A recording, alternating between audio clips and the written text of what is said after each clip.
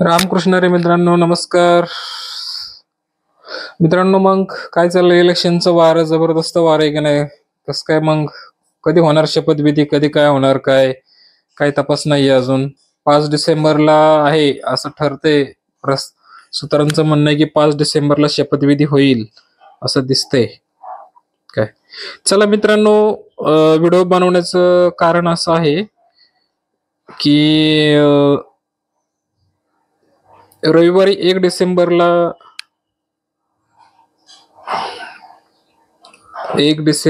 रविवारी रमेश अप्पा थोरात यांचं आभार मेळावा आयोजित केलेला आहे. तरी सर्वांनी उपस्थित राहावे.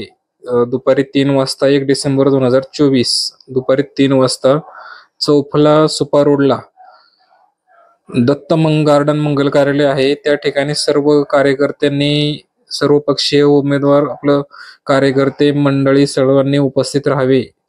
जवळपास रमेश अप्पांना जवळपास 1,06,832 मतदान झालं आहे.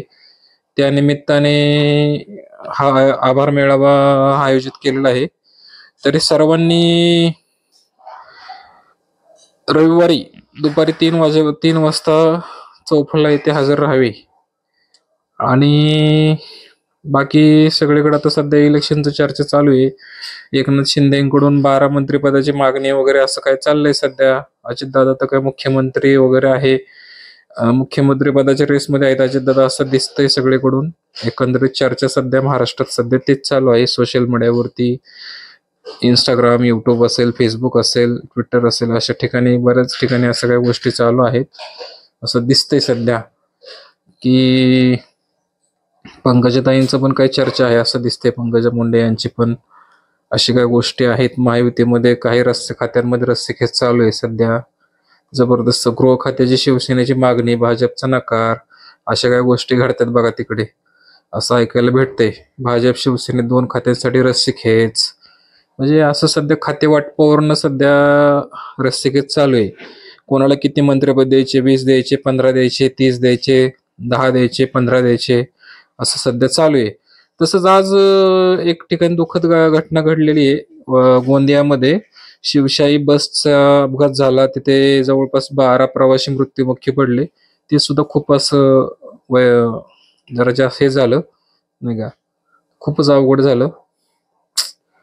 अशा काही गोष्टी आहेत घडतात सगळ्या. बाकी तुमचं काय चाललंय मग? कसं काय, कुठे काय चाललंय, कुठे काय नाही सध्या विषय? बाकी सगळे सध्या ते ईव्हीएमचं पण प्रकरण भरपूर गाजतंय. ईव्हीएमचा पण विषय भरपूर चाललाय सध्या. ईव्हीएमला हॅक झाले.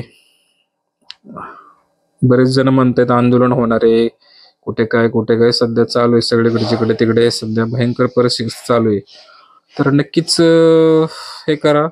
आता नवीन नवीन अपडेट्स आहेत. शक्यतो आम्ही 5 डिसेंबरला आम्ही जाणार आहे शपथविधीला.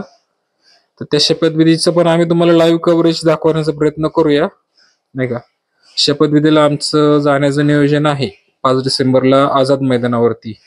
तर 5 डिसेंबर तारीख ही फायनल होते शपथविधीची. त्यावेळेस सरकार स्थापन झालं की नंतर मग आपले राहुलदादांना मंत्रिपद हे मिळेलच, त्यात काही वाद नाहीये. कोणत्याही परिस्थितीत राहुलदादा आपले दौंड तालुक्याचे आमदार ह्यांना कॅबिनेट मंत्रिपद मिळेल.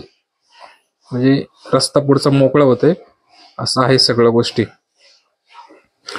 तरी बाकी मग सांगा तुमच्याकडे काय, कोण कोण व्हिडिओज बघतायत आमचे त्यांनी सर्वांनी आमच्या चॅनलला बघा. आवडले तर कमेंट्स करा.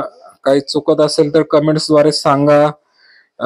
लाईक करा, शेअर करा मित्रमंडळींना. आपलं चॅनल दौंड तालुक्यामधून जेवढे आपले रिलेटिव्ह आहेत, पाहुणे रावळे, सगळ्यांना आपले चॅनल हा शेअर करा. नवीन नवीन राजकीय घडामोडी, सांस्कृतिक कार्यक्रम, शैक्षणिक, धार्मिक, हे सगळं तुम्हाला आम्ही दाखवण्याचा प्रयत्न करूया. ठिकठिकाणी वेगवेगळ्या क्षेत्रातील असतील राजकारणी मंडळी वगैरे, ते सगळ्यांना आम्ही दाखवायचा प्रयत्न करू.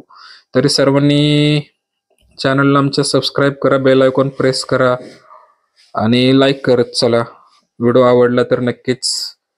बाकी बघूया आता नवीन नवीन अपडेट्स काय जमल तसं आम्ही देऊ आणि करू. विधिमंडळ गटनेता निवड सोमवारी भाजपची बघा. म्हणजे असं काही गोष्टी अजून घडतायत. तर त्या आम्ही तुम्हाला सांगण्याचा प्रयत्न करू, रोजची रोज अपडेट देण्याचा प्रयत्न करूया. चला, आता काय आजकाल सोशल मीडिया डिजिटल माध्यम आहे, सगळं लाईव्ह दिसतं पाहायला. लाईव्ह बघतात लोक सगळे, जिकडे तिकडे प्रत्येकाकडे मोबाईल्स आहेत, प्रत्येकाकडे 2-2, 3-3 मोबाईल्स आहेत, टीव्ही आहे. लोकांना सगळे अपडेट मिळत राहते सगळे. चला, आम्ही पण आमच्या माध्यमातून तुम्हाला आमची नवीन नवीन अपडेट्स, नवीन काय माहिती चॅनलवरती, युट्यूब चॅनलवरद्वारे देण्याची माहिती प्रयत्न करूया. ठीक आहे, अजून बाकी प्रयत्न करा. रविवारी ठीक दुपारी 3 वाजता रमेश आप्पा थोरात यांनी, चला सर्वांनी येण्याचा प्रयत्न करा. रविवारी दुपारी 3 वाजता ठीक चौफला येथे दत्त गार्डन मंगल कार्यालय. चला, रामकृष्ण हरी.